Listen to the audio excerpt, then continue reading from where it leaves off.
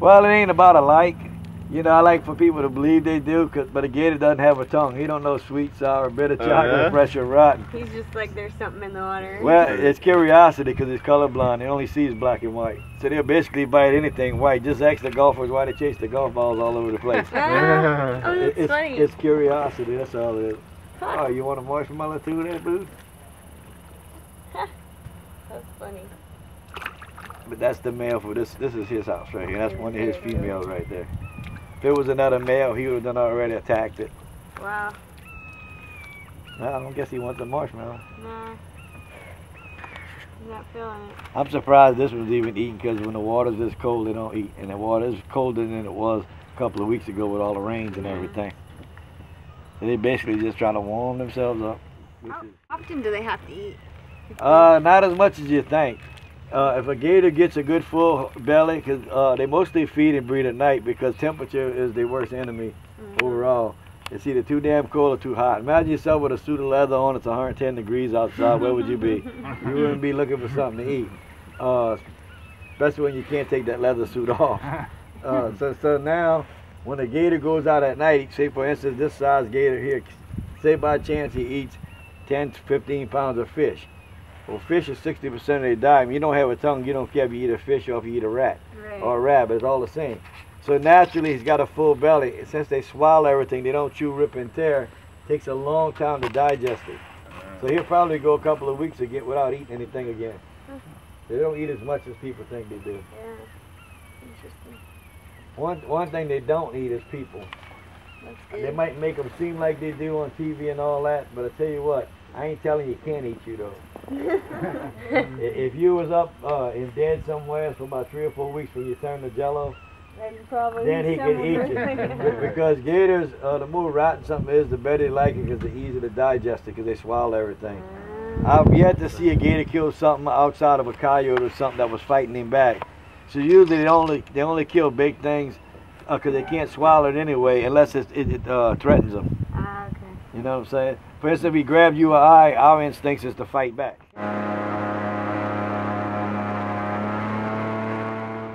They always go to the person wearing white. They don't know why. They don't have a tongue, so that hat could be a marshmallow as far as he knows. She knows. So if she gets in the boat, I'll take the hat off and throw it. Yeah, she's going right there. You again. See what I'm telling you?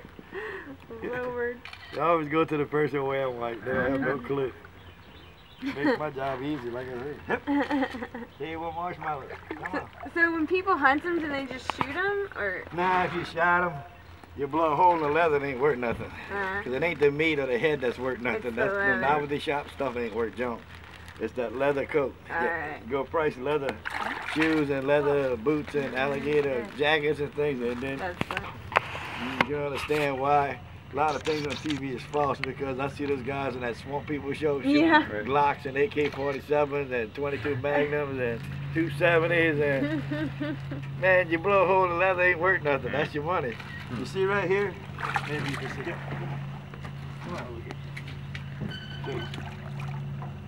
you see right here? That's the gator soft spot right there. See where I'm pushing that? Oh yeah. That's where the liberty brain is. I could probably kill any gator I want with a bag of marshmallow and a good stick. Just it's done. right through, yeah. Yep, it's done. So I ain't gonna mess up my leather. I want to get top dollar. So if I was hunting this gator for the leather, I sure ain't gonna be shooting up on them. Right. Ain't gonna be abusing it like they do.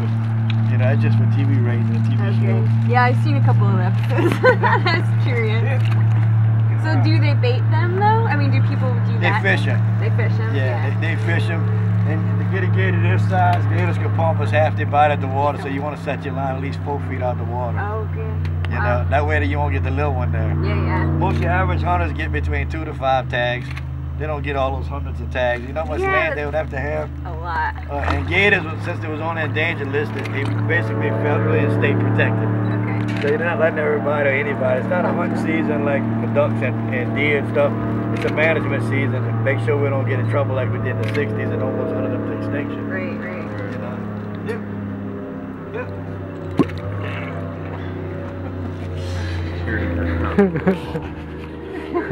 know? So now, how the true hunter does it, Gator swallow, don't chew rip and tear. So when you set your line, you want to pull. You put it on a 45 on the bank edge, and you want to use at least 12 to 15 foot of slack.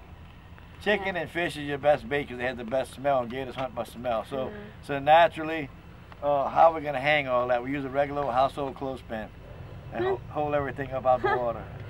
Now when the gator picks it up, he palms himself up, he grabs the bait, the clothespin trips, the bait falls in the water. Now the gator picks up the hook, swallows it. You got him. You drive down your line the next day, you don't see your bait hanging, you should have the gator you want.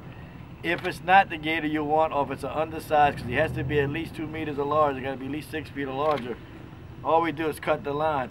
We use biodegradable rope and biodegradable hooks. Since gators swallow big boned animals and things, we use an iron hook with a cotton rope.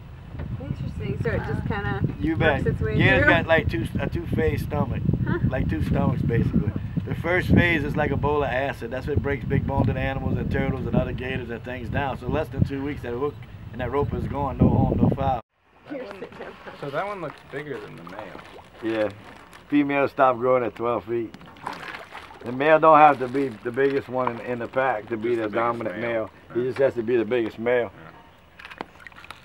This old female right here, this year she had, I counted 97 eggs. I found this already, I had over 100, but it don't matter, still only 2% survives.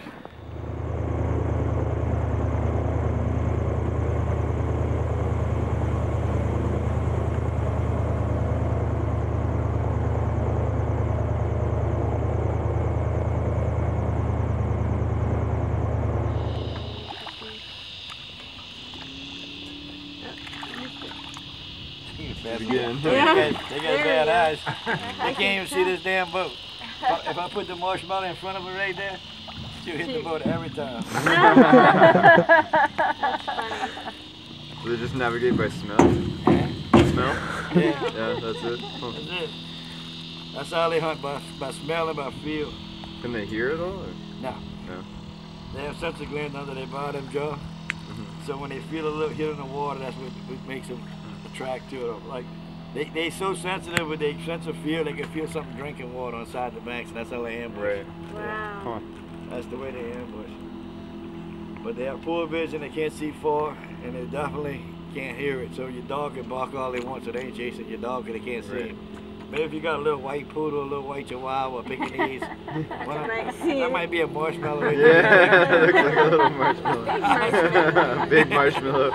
But other than that, nah, the only dogs that usually get hit is usually somebody saying, fetch, throw them a stick out there like a lab or something like that. Or you're feeding right into the gator because he feels when the stick hits the water, like he feels the dog swimming out there.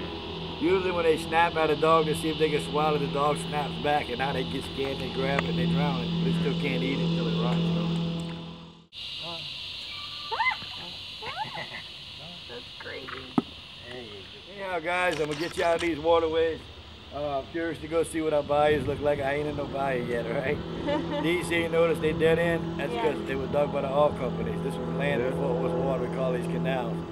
The canals are your best for the gators because they wider, straighter, deeper than your bayous. That means they're cooler. And since fish is 65% of their food source, those little bayous, when it's 100 degrees out here, it's 80 and 90, the fish leave. So when the gator chews the territory, it's not going to be a bayou or a little pond or something like that unless they got a lot of food there. But no doubt when they wake up in spring, the grocery store is here already because it's deeper and cooler. So it's about survival like everything is. All right? Is that what that thing was that we went by with the tank?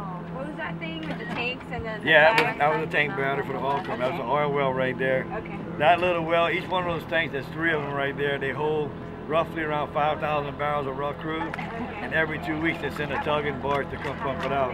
Louisiana still supplies 1/3 of all United States with oil and gas, and we still producing a lot of minerals out of our swamps, and our marshes, and our bays, and our lakes, and our